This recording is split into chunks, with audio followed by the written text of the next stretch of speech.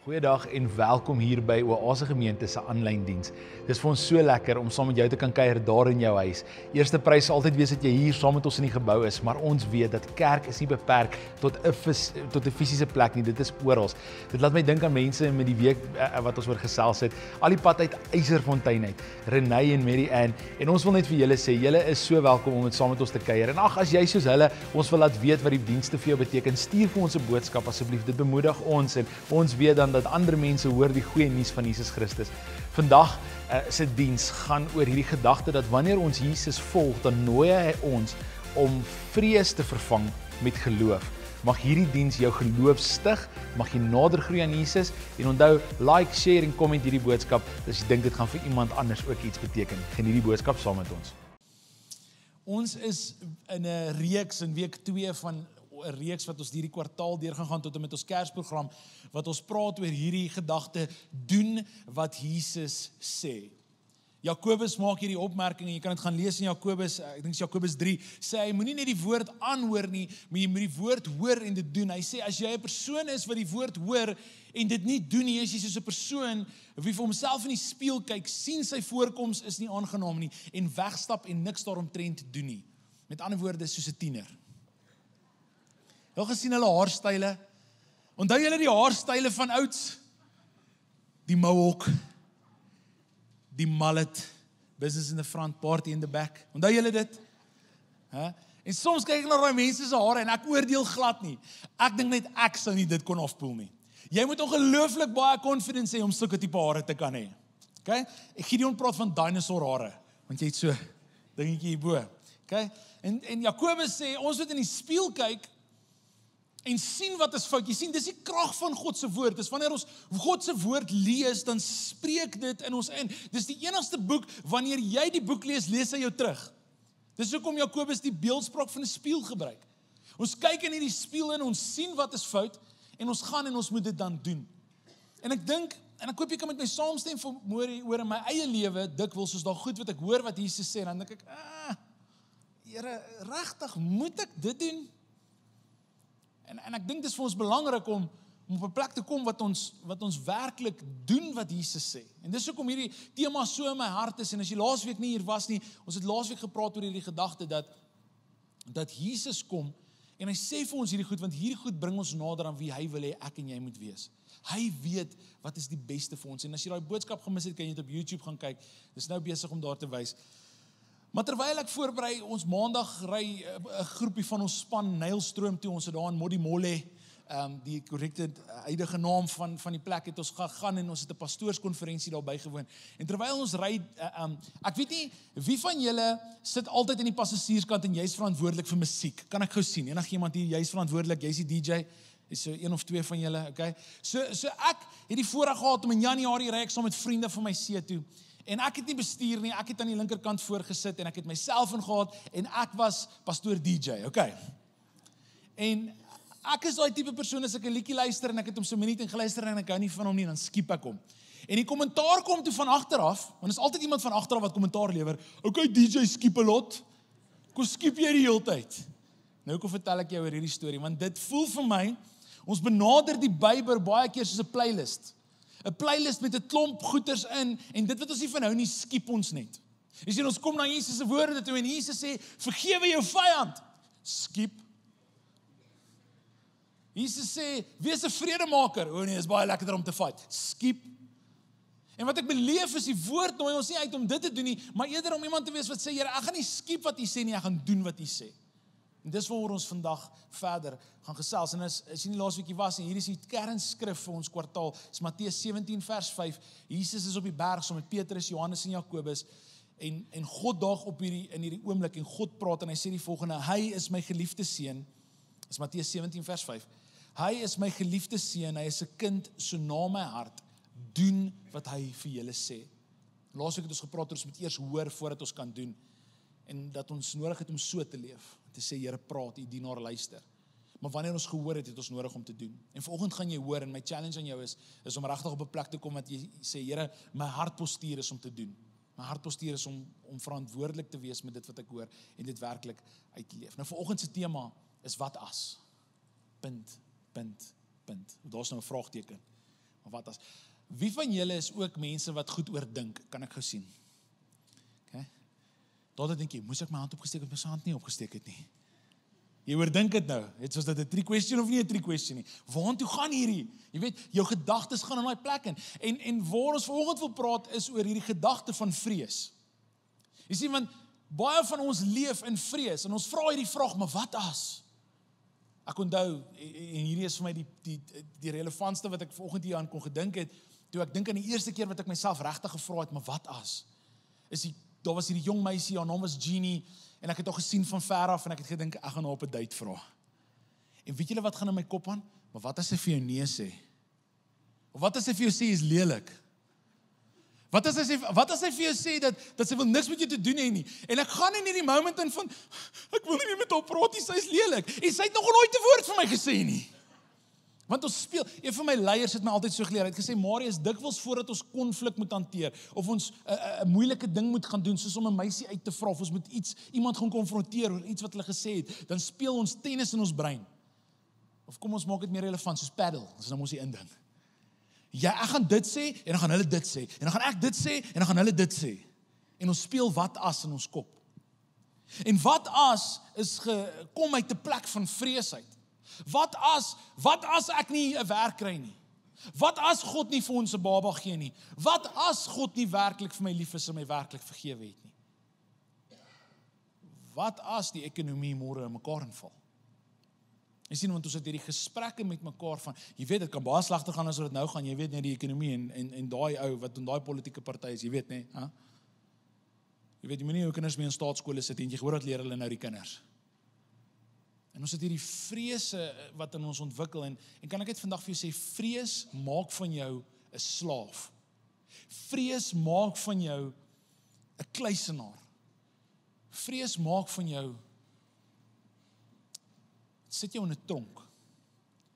En ek glo, Jesus nooi ons uit om nie dit te wees nie. Ek wil vir jou die gedeelte lees vanoggend en as jy saam met my wil volg, die notas vanoggend, dit is op die YouVersion Bible app. Alles is daar, as jy nie weet hoe om dit te kry nie, gaan net by More, klik op events, jy sal Oase Gemeente daar kry, al die notas van vanmôre is op die YouVersion Bible app. Maar dit gesê, Matteus 6 vers 25, en hierdie is die opdrag wat ons volgende gaan luister, wat Jesus sê, laasweek het ons gehoor, hoor en doen wat hy sê, nou gaan ons volgende die eerste ding hoor. Daarom sê ek vir julle, hou op om julle te bekommer oor julle daaglikse lewe. Wat sal julle eet of drink of vir julle liggame, wat sal julle aantrek? Is die lewe nie belangriker as kos nie? En is 'n mens se liggaam nie belangriker as klere nie? En Jesus maak hierdie opmerking, hy sê, hou op bekommerd wees. En dink ek by myself, Here, dis baie maklik om te sê, maar dis baie moeilik om te doen. En kan ek vanoggend as 'n pastoor, as 'n dienaar van die woord eerlik met jou wees vanoggend? Ek glo honesty is the best policy. Dis 'n sê ding wat ons in ons huis het. Ons wees altyd eerlik. Hierdie is een van daai goed wat Jesus sê wat ek die meeste soms mee sukkel. Meeste soms, hoor julle hoe dit teen mekaar afspeel. Ek sukkel baie keer met dit, veral as almal om jou by die braaivuur sê alles is in sy chops in en hulle praat nie van die vleis op die braai nie. Wanneer mense opinies het oor waartoe ons land op pad is. Hoeveel is daai vliegtuigkaartjie Australië toe nou weer? Wanneer ek hoor, en ek weet nie of julle hierdie weet nie, maar daar's 'n groot aanval tans op die kerke, waar die regering kom en hulle sê, nee, ons wil bepaal wat mag julle leer en wat julle nie mag leer nie. Dis iets wat hulle voorgelê het so 2-3 weke terug. Gesê, ons wil beheer vat oor die kerk. En dan sal mense wat sê, jy sien, hier kom het. Hulle gaan die kerke oorvat. Wat as hulle dit doen? En Jesus maak hier die opmerking, hy sê, my kinders, ek wil nie julle moet bekommerd wees nie. En hierdie is een van daai goed, dis vir ons maklik om te hoor, maar baie moeilik om te doen. Want kan ons vir mekaar vandag hier sê, dat wat as is iewers in elkeen van ons harte. En die fondasie daarvan, die wegspringplek daarvan, is vrees. Die woord leer ons dat vrees is nie van God af nie. En so daarom vandag wil ek vir jou sê, ons het nodig om te kom en te sê, Here, help ons om te verstaan, hoe kan ons uit hierdie plek uit beweeg van wat as? Want hier is my hart vir vanmôre. Ek wil nie net hê, jy moet hier wegstap en sê, dit was 'n great preek nie. Ek wil hê jy moet vandag hier wegstap en sê, Here, dankie dat U met my gepraat het. Dankie dat u woord die waarheid is, maar Here, dankie dat ek weet hierdie is hoe ek hierdie gaan verander. Ek leef dalk nou in vrees, ek leef in die wat as heeltyd, maar Here, ek wil leef soos wat U sê in Matteus 6. Ek wil nie met bekommernis leef nie.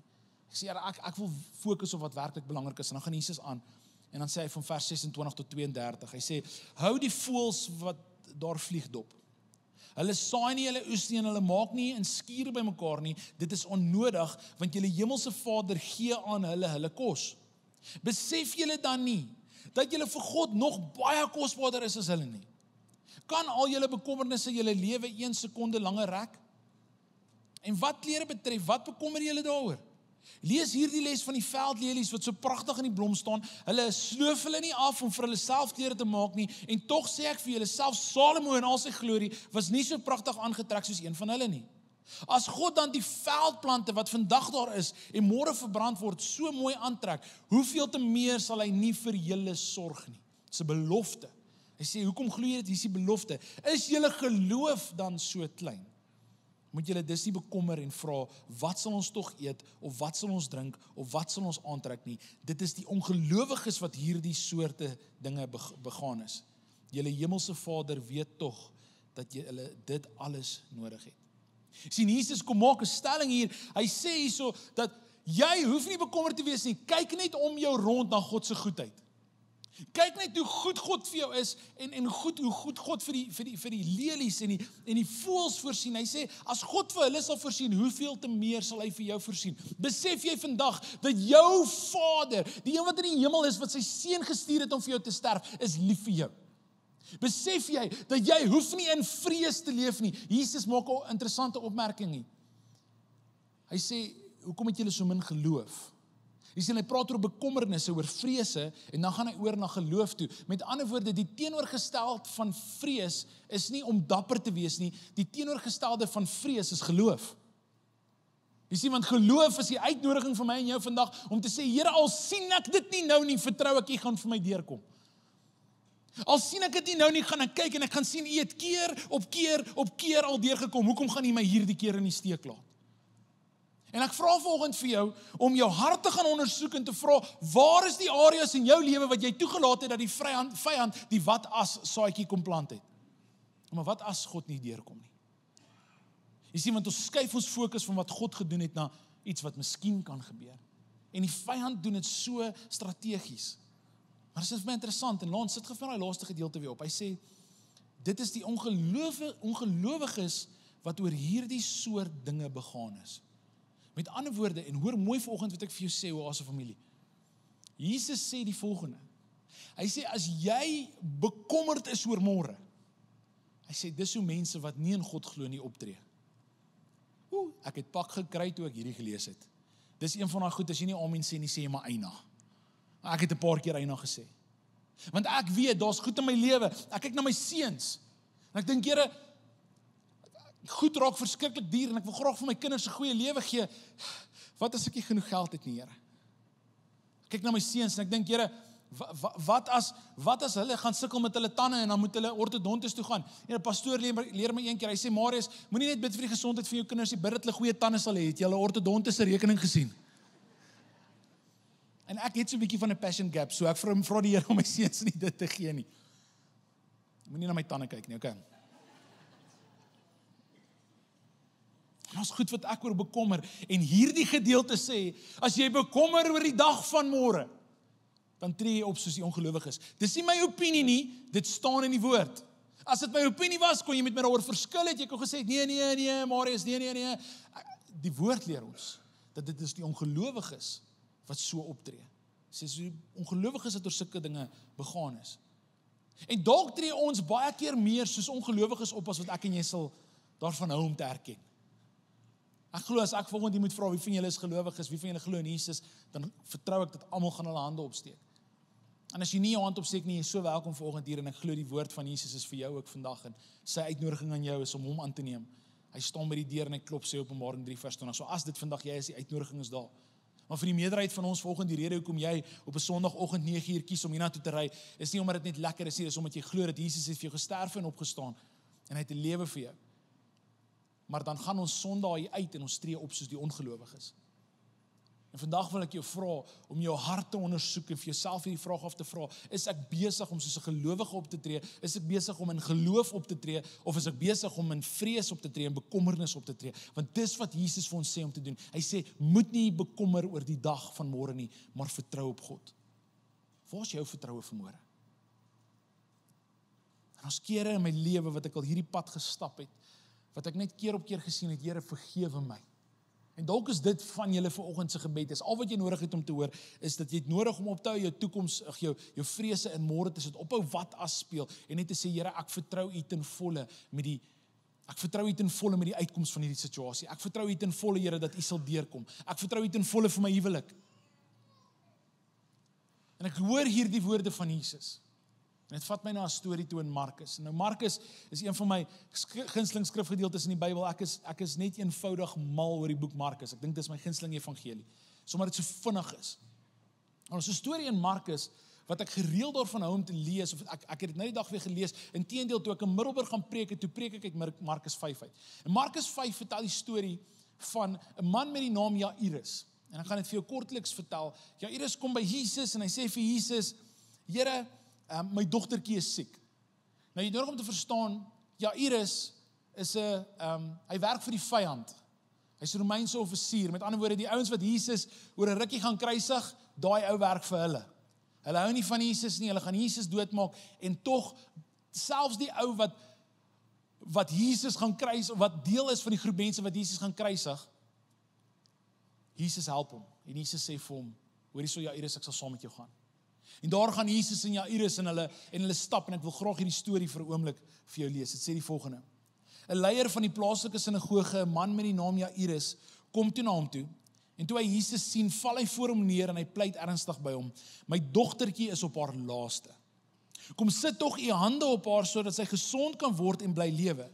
So met ander woorde, hierdie man het bekommernis. Wil jy nodig om te verstaan, hierdie man het bekommernis oor sy dogtertjie. Kan ons dit gou vir 'n oomblik stil staan? Die van julle wat kinders het of dalk kleinkinders het, sit gou jouself in hierdie man se skoene. Jy sien, want wat sal 'n man dryf wat eintlik tegnies Jesus haat om by sy voete te kom neerval? Desperaatheid. En in my ervaring, die oomblikke wat ek die naaste aan Jesus was toe ek desperaat was. Toe ons maand na maand gesukkel het om swanger te word, was by die voete van Jesus. En ek dink een van die moeilike goed vir ons is om daar te bly wanneer ons uit ons moeilike tye uitgaan. En nou is dit vir my, ek sê nou die dag vir die Here, Here, ek wil by u voete bly, maar ek wil nie weer dit hê nie. Ek wil nie weer deur dit hoef te gaan om by u voete te kom nie. Maar baie keer is dit wat ons by sy voete kry. Hierdie man is desperaat. Dink gou jouself in die vrees wat hierdie pa gehad het vir sy dogtertjie. Sy dogtertjie is op haar laaste, sy's besig om te sterf, die dokters kan nie meer iets doen nie. Heeltemal hopeloos. En hy kom by Jesus, heel moontlik met die gedagte, Jesus gaan vir my nee sê. En Jesus sê ja. Kan jy net vir 'n oomblik indink, wat gaan in hierdie man se hart aan? Hy was bekommerd, maar hier is die les wat ek jou wil leer. Wat het hy met sy bekommernis gedoen? Hy het na Jesus toe gebring. As 'n familie, ek weet nie waar jy jou vandag bekommer nie. Dalk is dit oor jou finansies. Vat dit na hom toe. Dalk sit jy vandag hier en is die toekoms van jou kinders. Dalk is daar een van jou kinders en hulle is besig om in die wêreld te leef en hulle is ver van God af. Bring dit na Jesus toe. Gaan val by sy voete neer. Dalk is dit vandag jou gesondheid. Bring dit na sy voete toe. Val by sy voete neer. Christians en my bure, hulle bly net so skuins oorkant my. Dalk is julle bekommerd oor julle tyd in Namibië. Bring dit na sy voete toe. En so kan ons deur hierdie hele vertrek gaan, en ek wil vanoggend vir jou sê, dit wat jou vanoggend bekommer, mag ons soos hierdie heiden wees, Jairus, wat ons by hom kan leer, om dit na Jesus se voete toe te vat. Hy val by Jesus se voete en Jesus sê ja. En sê hy het gegaan en hy het gesê, kom sit tog jou hande op haar sodat sy gesond kan word en bly lewe. En Jesus het toe saam met hom gegaan.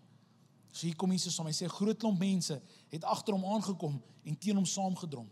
En daar was 'n vrou onder hulle wat 12 jaar aan bloedvloeiing gely het, en sy het baie swaar gekry onder die baie dokters wat haar behandel het. En om haar dokterskoste te dek, het sy alles bestee wat sy gehad het. Tog het sy niks beter geword nie, maar eerder agteruit gegaan.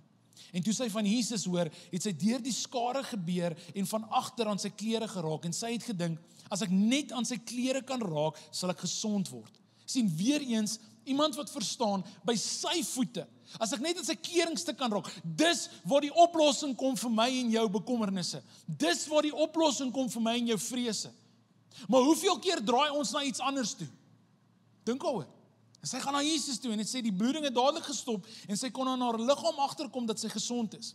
Jesus het dadelik agtergekom dat daar genesingskrag van hom uitgegaan het en daarom het hy so tussen die baie mense omgedraai en gevra, wie het aan my klere geraak?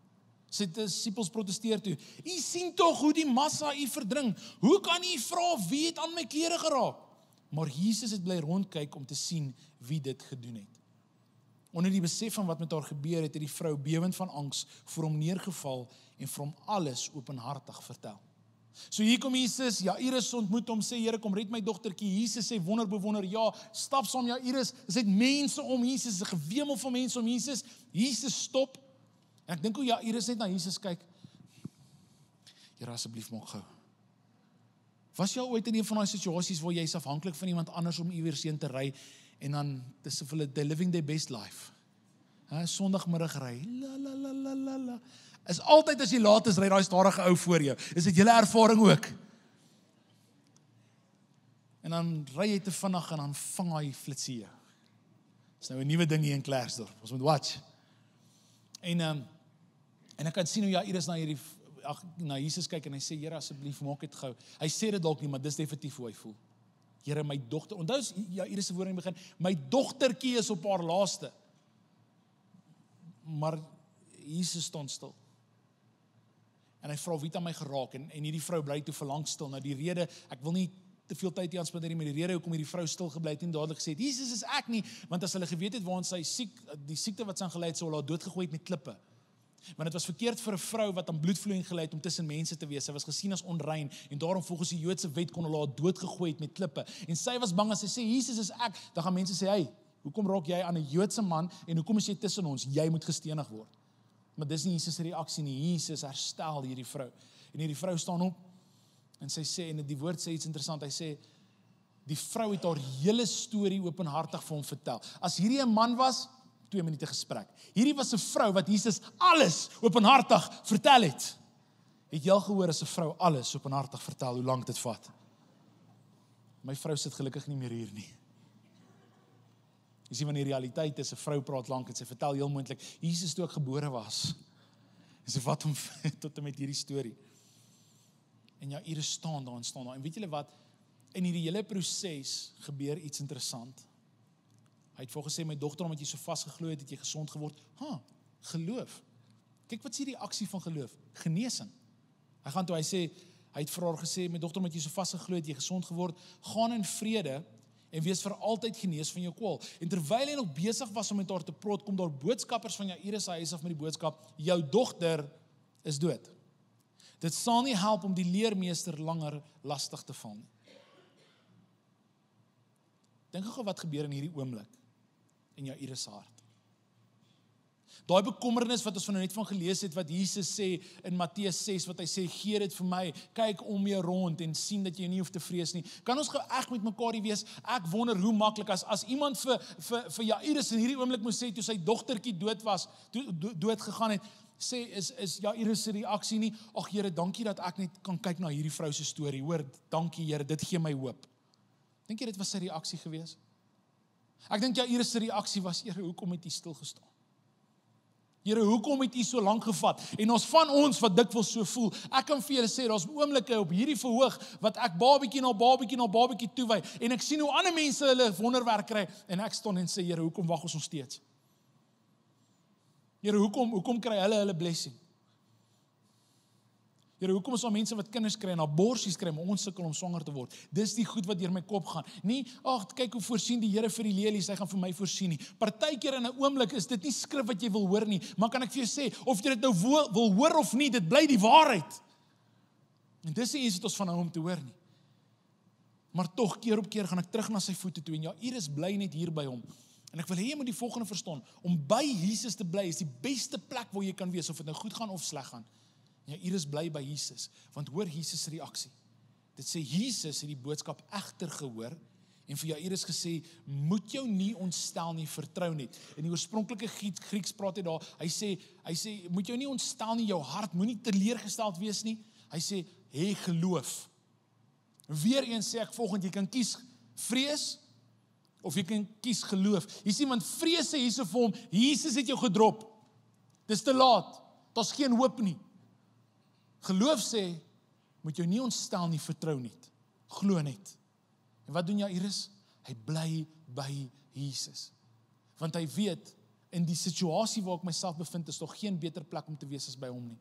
En dan vat Jesus vir Jairus. En dan gaan na sy huis toe. En het sê, Jesus het die menigte gestop en niemand toegelaat om verder saam met hom te gaan nie, behalwe Petrus, Jakobus en sy broer Johannes, dieselfde 3 wat ons laasweek oor gelees het, wat hy by die berg opgevat het. Toe hulle by die huis van die leier van die sinagoge aankom, sien Jesus die hele gedoente van mense wat huil en klaagkrete laat hoor. Nou kom ek vertel julle gou iets interessant van hierdie mense. Jy hoor dalk hierdie mense wat hier klaagliedere sing en wat huil, en jy dink, joh, hierdie Jairus was 'n geliefde ou. Mense was mal oor Jairus. Kyk en oor sy dogtertjie. Hulle was so lief vir sy dogtertjie. Hier's 'n groot groep mense wat huil. Dis glad nie die waarheid nie. En Jesus se tyd en in baie Afrika kulture is dit vandag nog so. As iemand sterf, dan is daar mense wat jy betaal. Hulle kom huil vir jou. Here, asseblief moenie laat ek mense moet eendag betaal om by my begrafnis te kom huil nie. Ek hoop ons mense wat werklik vir my lief is wat sal huil. Maar hierdie mense het 'n lewe daaruit gemaak om te huil oor ander mense se verlies. Hulle het geld gemaak uit ander mense se verlies. Maar kan ek so ver gaan as om te sê, daar's mense wat dikwels in my en jou lewe beweeg, wat ons partykeer ons vriende noem, dat hulle maak 'n lewe daaruit om hulle te verlekker en wanneer jy deur moeilike tye gaan. Kan ek vir jou sê, jy het nodig om mense te kyk in jou lewe en te sê, is hulle net daar as dit sleg gaan, of is hulle daar as dit goed gaan ook?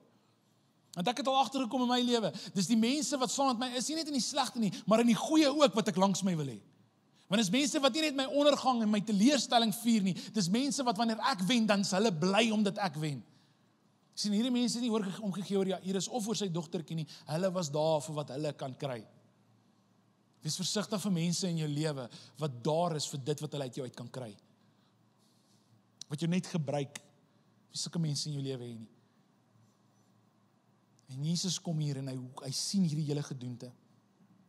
Hy sê in die klaagliedere gehoor, hy gaan toe in die huis en sê vir die mense die volgende: waarom lawaai en huil julle so?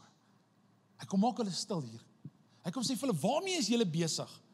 Dit wat julle inspreek hier is vrees. Dit wat julle inspreek hier is ongeloof. Dit waarmee julle besig is besig om hierdie man wat al reeds seer is af te bring. Jesus vra vir die vraag, hoekom is julle besig om so te lawaai? En kan ek gou vanoggend vir jou sê, dis wat vrees sal doen.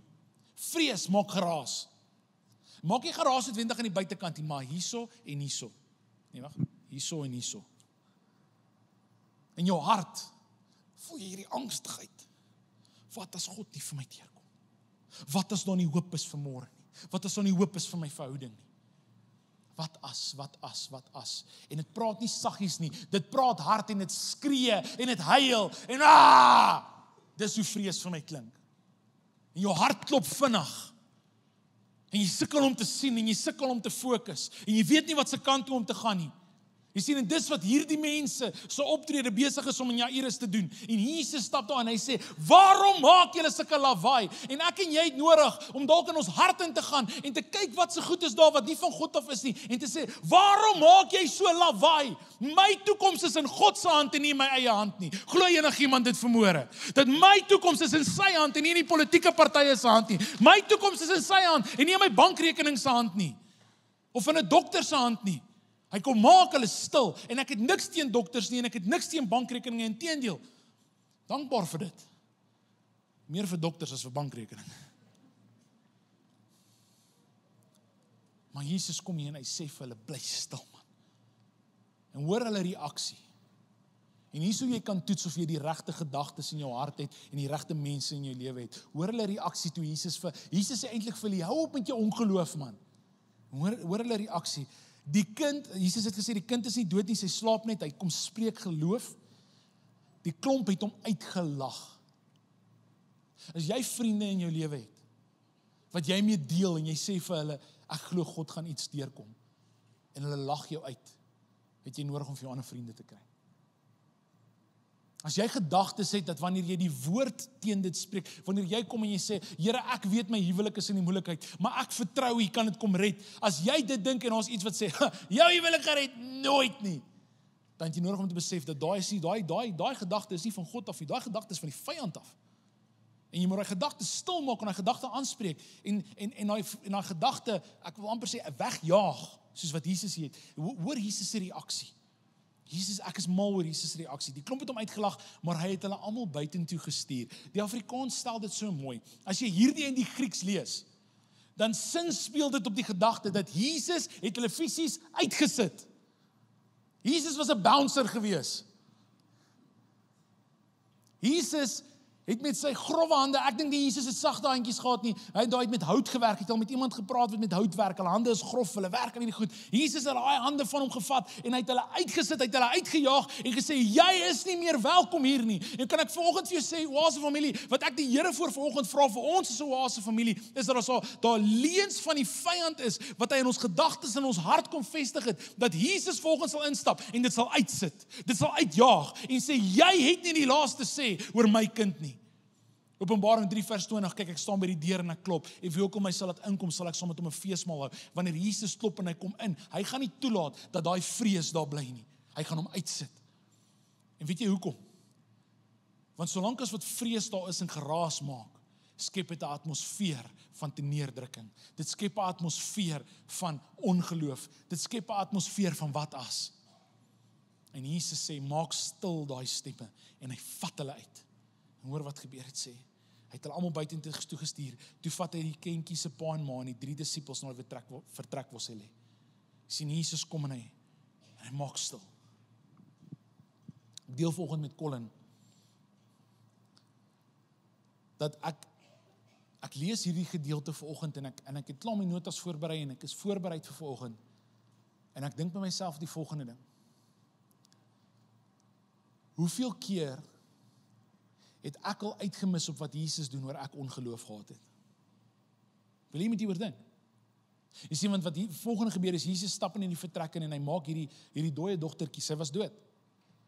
Hy maak haar lewendig. En die mense wat in die huis was, kon dit beleef het. Maar as gevolg van hulle ongeloof, het Jesus vir hulle gesê om te gaan. Ek wonder hoeveel keer in my lewe het ek uitgemis, waar ek iets ongeloofliks kon sien, waarmee God besig was, maar omdat ek in ongeloof geleef het, het Jesus gesê, Marius, gaan uit. Sit jou naam daarin, gaan uit.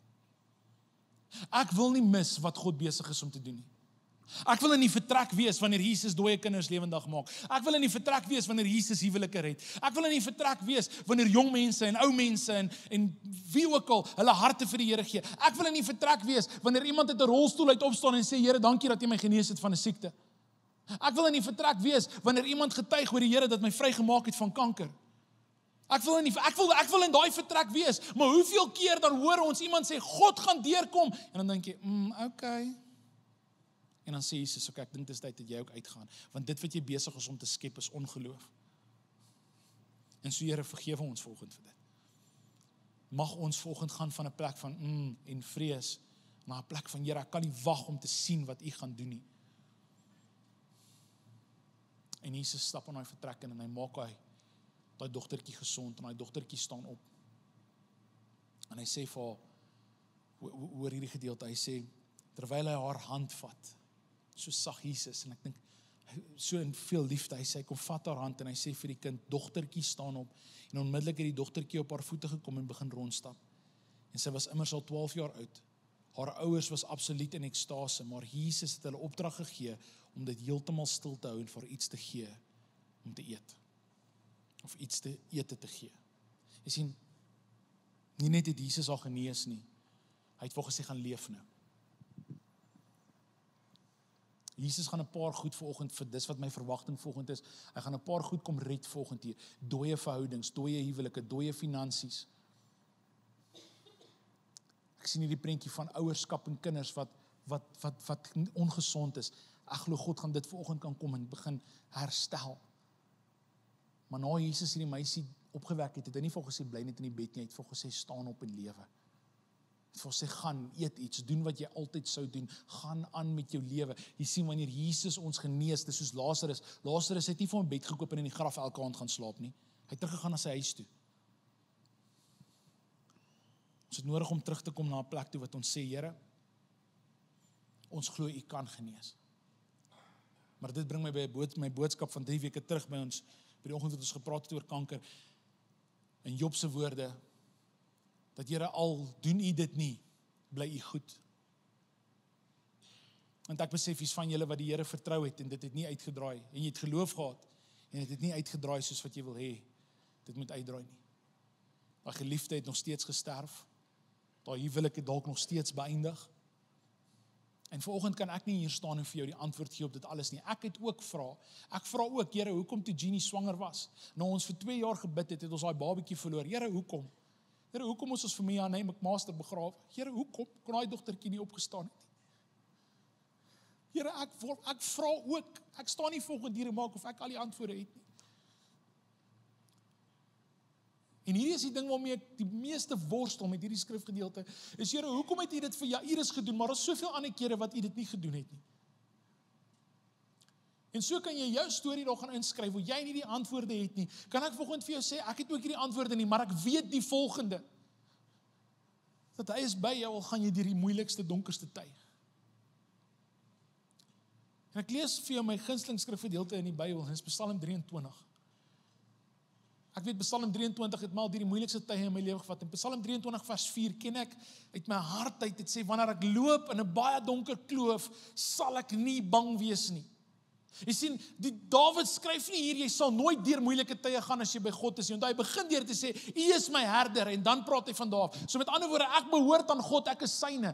Die belofte is nooit, ons gaan nie deur moeilike tye gaan nie. Maar wanneer jy deur moeilike tye gaan, besef net, wanneer jy deur 'n dal van doodskaduwee gaan, soos die 53 vertaling sê, hy sê, hoef ek nie bang te wees nie, want U is by my. Ons familie, ek weet nie waar jy volgende gaan nie. Maar moenie laat vrees vir jou kom sê dat God het jou gelos nie, want God sal jou nooit los nie. Hy is by jou, hy gee om vir jou en hy is lief vir jou. Hoor wat hy sê, U is by my, U beskerm my. U troos my. En U ondersteun my. Volgende sy uitnodiging en jou besef dat ek jou nooit los nie. Ek kan vir julle met julle deel, die laaste 4 jaar is daar 'n gedeelte in Jesaja wat my keer op keer, wat ek net besef het, Here, ek hou aan hierdie vas, en is Jesaja 43 vers 2 tot 4. Dit sê die volgende, wanneer jy deur diep water en moeilikheid gaan, met ander woorde, dit gaan kom. Hy sê, maar hou hierdie voor jou, hy sê, ek sal by jou wees. Wanneer jy deur 'n vuur gaan, sal jy nie wegspoel nie. Wanneer jy deur vuur van verdrukking stap, sal jy nie verbrand nie. Die vlamme sal jou nie verteer nie. Hoekom? Want ek is die Here jou God, die Heilige van Israel. Ek is jou redder. Ek gee Egipte, Kus en Seba as 'n losprys vir jou vryheid, omdat jy vir my kosbaar en belangrik is. Omdat ek jou liefhet, gee ek mense in jou plek in ruil vir jou lewe. Jy sien, die belofte van God aan my en jou is dat al gaan ons deur die moeilike tye, hy is by ons. Al gaan ons deur die vuur, hy is daar. Al gaan ons deur die riviere, hy is daar. En ek weet nie wat jy volgende deur gaan nie, maar moenie toelaat dat die vyand kom en jou geloof kom steel oor dit wat God kom doen en sê jy het nie meer 'n sê nie. Ek wil vandag vir jou sê, ek kom spreek elke gees van ongeloof van hierdie plek aan en ek sê jy word vervang met 'n gees van hoop, met 'n gees van verwagting met dit wat die Here gaan doen. Oor 'n gees van geloof. Dis wat ek die Here voor vertrou. En ek wil hierdie diens afsluit deur die volgende te vra, as jy volgende hier is, en sê, Marius, my geloof is gesteel en ek sit net met vrees. Wat as is die tema van my lewe? Want ek vertrou nie meer nie, ek leef in vrees. As dit volgende jy is, ek wil saam met jou bid. Sal jy asseblief op jou voete staan?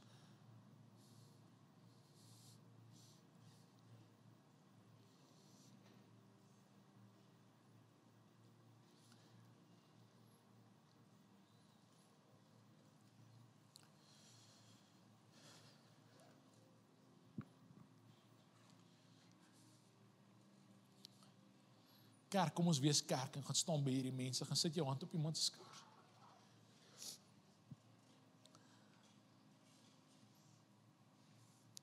Niemand mag nou alleen staan nie, asseblief. Hierdie is wat kerk is. Kerk is nie 'n preek en sing nie. Kerk is ons ondersteun mekaar. Daarbo, so mense asseblief, kom ons maak seker.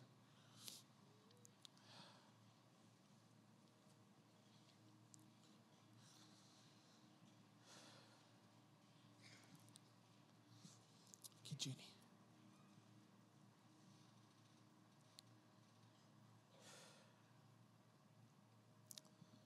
Here, ek dink aan die woorde in Matteus 6 wat sê, moenie bekommer oor die dag van môre nie. Maar Here, as ons vandag wat staan, en selfs hulle wat sit, vandag moet eerlik wees, dis moeilik. Dis moeilik om nie te bekommerd te wees nie. Here, dis veral moeilik wanneer ek nie die antwoorde het nie. En Here, ek besef hier's twee groepe mense vandag hier. Hier's mense hier wat kan getuig dat God het herstel en God het lewendig gemaak, Here, en saam met hulle is ons dankbaar vanoggend. Ons celebrate saam met hulle vanoggend. Dankie vir dit wat U gedoen het. En Here, mag hulle daai getuienis vat en dit met die wêreld gaan deel oor hoe goed U is. Mag hulle Jairus storie deel. Maar Here, spesifiek vir hulle wat vanoggend staan, is dit dalk die teenoorgestelde. Dat wanneer Jesaja praat van ons gaan deur vuur en ons gaan deur riviere, of Dawid praat van ons gaan dit deur 'n dal van doodskaduwee, Here, glo ek die mense wat vanmôre staan, dis hulle storie. Here, en ons verstaan nie hoekom ons deurgaan wat ons deurgaan nie. Ons verstaan nie hoekom U nie altyd ons gebede antwoord soos wat ons wil hê dit moet nie. Maar Here, ek hou vas aan dit wat Romeine sê, dat U laat alles, selfs dit wat vir ons die seerste van seer is, laat U ten goeie meewerk vir hulle wat U liefhet. En ek weet vir 'n feit dat elke persoon wat vanmôre hier staan, het 'n begeerte om vir U lief te wees. En daarom wil ons volgende kom en sê, Here, ons wil help ons met Matteus 6. Help ons om te kan sê, ek bekommer nie oor môre nie. Ek wil nie soos die ongelowiges leef nie, Here. Nie een van ons wat staan en vanoggend kom en sê, ons wil soos die ongelowiges leef nie. Maar Here, vir hulle wat vanoggend staan, wil ek kom bid dat hulle sal beleef dit wat Jesaja 53 sê. Here, terwyl hulle nou deur water van diep moeilikheid gaan, Here, dat hulle sal weet U is by hulle is nie alleen nie. En Here, wanneer hulle deur riviere gaan, Here, sal hulle nie wegspoel nie. Here, wanneer hulle deur vuur van verdrukking stap, Here, sal hulle nie verbrand nie. Ek kom vra, Here, mag U volgende opdaging genesing bring. Mag U weer hoop bring. Here, mag U vandag kom en kom optel. En ons verwagting was dalk dat U gaan iemand anders genees. U gaan dalk my kind genees, dat my kind nie moet doodgaan nie. Maar wat ek vanoggend beleef, Here, is U sê, ek wil jou genees. Jy wat staan, ek wil jou genees. Ek wil jou in jou hand vat en sê, my kind, staan op. Want ek is lief vir jou. So Here, kom vandag in hierdie plek. En Here, my woorde voel so flat. Maar wanneer U opdaag, dan kan genesing bring. Kan U kom en U kan selfs die seerste seer wat ek weet volgend hier is, kan U kom herstel. So Here, asseblief kom. Ek kom tel mense volgend op. Kom herstel die vrees en bring weer geloof. Dankie dat U goed is, en dankie dat U God is. U is in beheer, of voel dit nie so nie. Mag ons sê dat U is goed, al gaan dit nie goed nie. En Here, wanneer ons deur hierdie moeilike tye gaan, mag ons sê, Here, ek weet U het 'n plan. En mag ons dit aanhou sê tot ons dit glo, totdat ons dit sien. Help ons om te doen wat U sê, en nie bekommerd te wees oor die dag van môre nie, maar te vertrou. Dankie vir elkeen wat staan. Dankie vir U genesingskrag. Heilige Gees, dankie dat ons kan hier uitstap met die wete U is by ons. Ek bid dit in Jesus se wonderlike naam. Amen. Kan ek met jou deel dat hierdie boodskap het vir my persoonlik vreeslik baie beteken. En terwyl ek hierdie boodskap voorberei het en selfs nadat ek hierdie boodskap gepreek het, moes ek gaan neersit het en net gaan, ek wil amper sê, na my lewe kyk en sê, wat is die areas in my lewe waar ek vrees toegelaat het om 'n harder stem te hê as wat ek geloof het. En so daarom wil ek jou uitnooi om 'n oomblik te vat en 'n pen en papier te kry en te gaan sit en vir jouself te vra, waar is vrees besig om my te lei? Waar het ek nie toegelaat dat ek dit vir Jesus gee nie? Of soos ek in die boodskap gesê het, waar het ek op 'n plek gekom waar ek soos die ongelowiges optree? En so ons eerste uitnodiging vandag aan jou is, gaan skryf hierdie goed neer en bid daaroor en vra vir God wat jy nodig het om te verander. Maar die tweede ding wat ek jou vandag wil vra om te doen, is ek wil hê jy moet met iemand gaan praat oor dit wat jou bang maak. Dalk is jy bang oor die toekoms van ons land. Dalk is dit net 'n oproep en vir iemand bel en sê, hoorie so, ek het vrese hieroor, praat net bietjie, bid saam met my oor hierdie vrese, want ek dink dis wat Jesus ons leer, daarna gedeelte in Matteus 6. Gaan na hom toe met hierdie goed, en dan hoef jy nie bekommerd te wees oor môre nie. En so daarom, moenie net met God praat nie, maar gaan praat met iemand in jou lewe wat vir jou omgee, en vra vir hulle, bid saam met my hieroor. En dan derdens, wil ek jou vra, om na jou eie lewe te kyk vandag en te vra, hoe kan ek, wanneer ek in 'n gesprek is, wanneer ek by 'n braai is, of ek is by vriende, of is net in die mall, en iemand spreek vrees, maak nou al in jou hart vas, dat ek gaan antwoord met geloof. En vra vir jouself die vraag af, hoe gaan my wêreld anders lyk, as ek teen vrees praat, met geloof? Bespreek hierdie vrae met vriende en familie, gaan sit vir 'n oomblik, pause hierdie video, gaan skryf dit neer wat God op jou hart sit, en mag dit jou help om nader aan hom te groei. Bless jou.